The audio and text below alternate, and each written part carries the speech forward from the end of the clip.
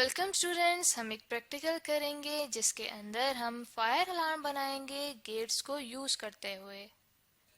मुख्तलिफ offices, schools या फिर यूनिवर्सिटीज़ वगैरह की इमारतों में हम देखते हैं कि दीवारों पे इस तरह के आले लगे हुए होते हैं, जैसे कि आप इस तस्वीर में देख सकते हैं। ये असल में आले ऐसे होते हैं जो कि ये सेंस करते हैं, डिटेक्ट करते हैं कि अगर इमारत में कहीं पे आग लगी हुई हो या धुआं फैला हुआ हो तो ये अलार्म बजना शुरू हो जाता है और इस अलार्म की मदद से लोगों को पता चल जाता है कि इमारत में कहीं पे आग लगी हुई है। अब इस आले के लिए भी लॉजिक की ज़रूरत पड़ती है, यानी कि अगर कहीं पे आग लगी हुई हो तो तब ही ये अलार्म बजना शुरू हो, वरना अगर कहीं पे आग नहीं लगी हुई या धुआं नहीं मौजूद तो ये अलार्म नहीं बजेगा। तो इसी लॉजिक के लिए ऐसे छोटे आले यानी कि ऐसे इलेक्ट्रिकल यूनिट्स इस्तेमाल किए जाते हैं जिन्हें लॉजिक गेट्स कहा जाता है। लॉजिक गेट्स ऐसे कंपोनेंट्स होते हैं जिनके अंदर कुछ लॉजिक ऑपरेशंस की मदद से हमें आउटपुट पे ऐसे रिजल्ट मिलते हैं जो कि हम हासिल करना चाहते हैं। तो ऐसे ही लॉजिक गेट्स को इस्तेमाल करते हुए हम फायर अलार्म बनाएंगे इस प्रैक्टिकल में। तो इस प्रैक्टिकल को हम इन स्टेप्स में करेंगे कि सबसे पहले हम देखेंगे कि हमें क्या क्या एपरेटस यानी क्या चीज़ें चाहिए प्रैक्टिकल करने के लिए।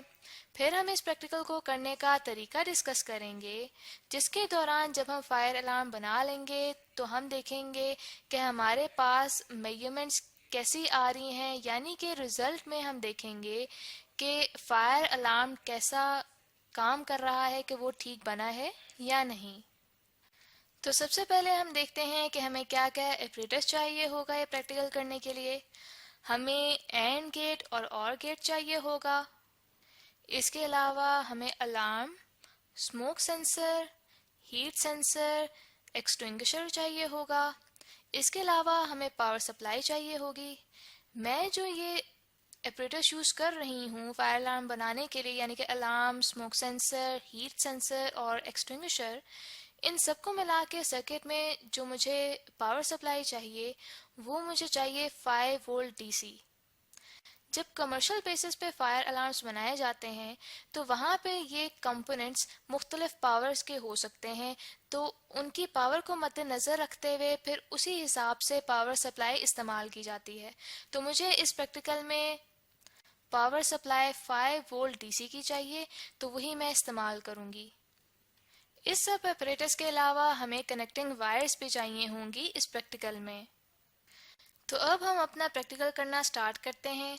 सबसे पहले हम वायर्स को एक सैंड पेपर की मदद से अच्छी तरह से साफ कर लेंगे ताकि उन वायर्स के ऊपर कोई इंसुलेशन मिसाल के तौर पे जंग ना रहे। इसके बाद आप यहाँ पे देख सकते हैं कि हमारे पास एक सर्किट डायग्राम मौजूद है जिसके मुताबिक हम ऑपरेटर्स को कनेक्टिंग वायर्स की मदद से जोड़ेंगे और फायर अलार्म बनाएंगे। तो यहाँ पे आप देख सकते हैं कि सर्किट डायग्राम में हमने स्मोक सेंसर के एक टर्मिनल को हीट सेंसर के साथ जोड़ा हुआ है और स्मोक सेंसर के दूसरे टर्मिनल को हमने एंड गेट के इनपुट के तौर पे दिया हुआ है और साथ ही स्मोक सेंसर के इसी टर्मिनल को हमने और गेट के इनपुट के तौर पे भी दिया हुआ है, जिसे हमने ए का नाम दिया है। हीट सेंसर के एक टर्मिनल को हमने एंड गेट और गेट के इनपुट के तौर पे दिया है और इस इनपुट को हमने बी का नाम दिया है। हीट सेंसर के दूसरे टर्मिनल को, जिसको हमने स्मोक सेंसर के साथ जोड़ा था, उसी टर्मिनल को हम बैटरी के पॉजिटिव टर्मिनल के साथ अटैच करेंगे। फिर बैटरी के नेगेटिव टर्मिनल को हम अटैच कर देंगे अलार्म के टर्मिनल के साथ। अलार्म के इसी टर्मिनल को हम फर्दर कनेक्ट कर देंगे एक्सटिंग्विशर के साथ। एक्सटिंग्विशर के दूसरे टर्मिनल को हम एंड गेट के आउटपुट के साथ कनेक्ट करेंगे कनेक्टिंग वायर से और इस आउटपुट को हम पी का नाम देंगे। अलार्म के दूसरे टर्मिनल को हम और गेट के आउटपुट पे कनेक्ट करेंगे और उस आउटपुट को हम क्यू का नाम देंगे। तो यहाँ पे मैं आपको एक बात बताती चलूँ कि यहाँ पे आप इस वायर में एक बेंड देख सकते हैं। इस बेंड का मतलब ये है कि ये तार दूसरी तार को कट करते हुए नहीं जा रही, बल्कि इसके ऊपर से जा रही है, तो इसलिए मैंने यहाँ पे ये बेंड शो किया है। अब इस सर्किट डायग्राम को देखते हुए हम अपने ऑपरेटर्स को जोड़ना शुरू करते हैं कनेक्टिंग वायर्स की मदद से। तो स्मोक सेंसर को हम सबसे पहले हीट सेंसर के साथ कनेक्ट करते हैं। तो आप यहाँ पे देख रहे हैं कि हीट सेंसर के एक टर्मिनल को मैं कनेक्ट कर रही हूँ स्मोक सेंसर के एक टर्मिनल के साथ, और इसके बाद हम स्मोक सेंसर के दूसरे टर्मिनल को एंड गेट के इनपुट पे देंगे और इसी टर्मिनल को हम और गेट के इनपुट पे भी देंगे। इसके साथ हम देखते हैं कि हीट सेंसर के दूसरे टर्मिनल को एंड गेट और गेट के साथ यहाँ पे अटैच किया गया है इनपुट के तौर पे। तो हम दूसरे टर्मिनल से वायर लेके जा रहे हैं, इसको हम और गेट पे इनपुट के तौर पे देंगे और इसी टर्मिनल से हम एक और वायर लेके जाएंगे जो कि हम एंड गेट पे इनपुट के तौर पे देंगे। तो आप यहाँ पे देख रहे हैं कि यहाँ पे मैं वायर के अंदर यहाँ पे बैंड बना रही हूँ, यानी कि ये दूसरी वायर को कट करते हुए नहीं जा रही बल्कि इसके ऊपर से जा रही है और इसको मैंने एंड के इनपुट पे दे दिया है। तो यहाँ पे आप देख सकते हैं कि हीट सेंसर का वो टर्मिनल जिसको मैंने स्मोक सेंसर के साथ अटैच किया है, उसी टर्मिनल से मैं एक और वायर अटैच करूँगी और उस वायर की मदद से मैं अब हीट सेंसर को अटैच करूँगी बैटरी के पॉजिटिव टर्मिनल के साथ, जिसको रेड कलर की नॉब से शो किया जाता है। अब बैटरी के नेगेटिव टर्मिनल जिसको ब्लैक कलर से शो किया जाता है, इस टर्मिनल को मैं अब अटैच करूँगी अलार्म के एक टर्मिनल से और इसी टर्मिनल के साथ अब हमने अटैच करना है एक्सटिंग्विशर को। तो एक्सटिंग्विशर के साथ हम वायर के ज़रिए से अटैच कर देते हैं। तो हम यहाँ पे देख सकते हैं कि एक्सटिंग्विशर के दूसरे टर्मिनल को एंड गेट के आउटपुट पे कनेक्ट किया गया है और इसी तरह से अलार्म के दूसरे टर्मिनल को और गेट के आउटपुट पे कनेक्ट किया गया है कनेक्टिंग वायर की मदद से। तो ये हमारे पास सर्किट कंप्लीट हो गया है। इस दौरान में हम ये ध्यान रखेंगे कि जो सारे कनेक्शंस हमने बनाए हैं वो टाइट हों। इसके बाद प्रैक्टिकल में हम मेजरमेंट्स लेंगे और मेजरमेंट्स के ज़रिए से हम देखेंगे कि इस सर्किट डायग्राम के लिए जो हमारे पास ट्रुथ टेबल बनता है क्या वो वेरीफाई हो रहा है। अगर तो वो वेरीफाई होता है तो इसका मतलब ये है कि हमने फायर अलार्म बिल्कुल ठीक बनाया है। तो आगे के प्रैक्टिकल में मेजरमेंट्स को मैं आपको इस सर्किट डायग्राम के ज़रिए से समझाऊंगी। तो यहाँ पे आप ट्रुथ टेबल देख सकते हैं जिसमें इनपुट ए बी और आउटपुट पी क्यू की वैल्यूज़ लिखी हुई हैं।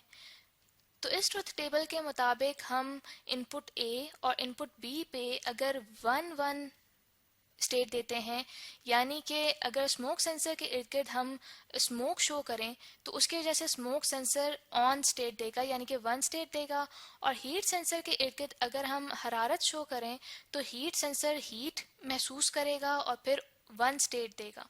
तो हम देखते हैं कि 1 1 इनपुट की वजह से एंड गेट के आउटपुट पे यानी कि पी पे हमें 1 मिलेगा, जिसकी वजह से एक्सटिंग्विशर ऑन हो जाएगा और उसमें से पानी निकलना शुरू हो जाएगा ताकि आग बुझ सके। इसके अलावा हम देखते हैं कि 1 1 स्टेट की वजह से और गेट के आउटपुट पे हमें 1 मिलेगा, जिसकी वजह से अलार्म भी बजना शुरू हो जाएगा। इसके अलावा हम देखते हैं कि अगर हम इनपुट ए पे 1 दें यानी कि स्मोक मौजूद हो, लेकिन बी इनपुट पे हम 0 दें यानी कि हरारत मौजूद नहीं है, सिर्फ धुआं मौजूद है, तो एंड गेट पे जो आउटपुट हमें मिलेगा वो हमें 0 मिलेगा, क्योंकि इनपुट में से एक इनपुट 0 है और दूसरा इनपुट 1 है। जबकि और गेट के आउटपुट पे हमें 1 मिलेगा क्योंकि दोनों इनपुट में से एक इनपुट 1 है। तो इसका मतलब ये होगा कि एक्सटिंग्विशर तो नहीं ऑन होगा, क्योंकि स्मोक सेंसर को स्मोक तो महसूस हुई लेकिन कोई हीट मौजूद नहीं है, इसलिए एक्सटिंग्विशर तो ऑन नहीं हुआ, लेकिन अलार्म ज़रूर ऑन हो जाएगा जो कि शो करेगा कि इमारत में कहीं पे धुआं मौजूद है यानी कि ख़तरे की बात है। इसके अलावा अगर इनपुट ए पे 0 स्टेट हो यानी कि स्मोक मौजूद नहीं है, लेकिन बी इनपुट पे हमारे पास 1 स्टेट हो यानी कि हरारत मौजूद है इमारत में कहीं पे, तो तब भी हम देखते हैं कि एंड गेट के आउटपुट पे हमें 0 मिलेगा यानी कि एक्सटिंग्विशर ऑन नहीं होगा। लेकिन क्यू आउटपुट पे यानी कि और गेट के आउटपुट पे हमें 1 मिलेगा, जिससे अलार्म बजना शुरू हो जाएगा और इमारत में मौजूद लोगों को पता चलेगा कि खतरे की बात मौजूद है, कि इमारत में कहीं पे हीट मौजूद है। इसके अलावा हम देखते हैं कि अगर ए और बी दोनों इनपुट्स पे 0 0 स्टेट्स हों, यानी कि ना तो धुआं मौजूद है और ना ही हीट मौजूद है, तो एंड गेट के आउटपुट यानी कि पी पे भी हमें 0 स्टेट मिलेगी और गेट के आउटपुट यानी क्यू पे भी हमें 0 स्टेट मिलेगी। तो ना तो एक्सटिंग्विशर ऑन होगा और ना ही अलार्म ऑन होगा। तो हम देख सकते हैं कि इस सर्किट डायग्राम के ज़रिए से जो हमने फायर अलार्म बनाया है वो बिल्कुल ठीक से ऑपरेट कर रहा है, यानी कि बिल्कुल ठीक से काम कर रहा है। तो आई होप स्टूडेंट्स कि आपको ये प्रैक्टिकल अच्छे से समझ आ गया होगा, जिसमें हमने गेट्स को यूज़ करते हुए एक फायर अलार्म बनाया है।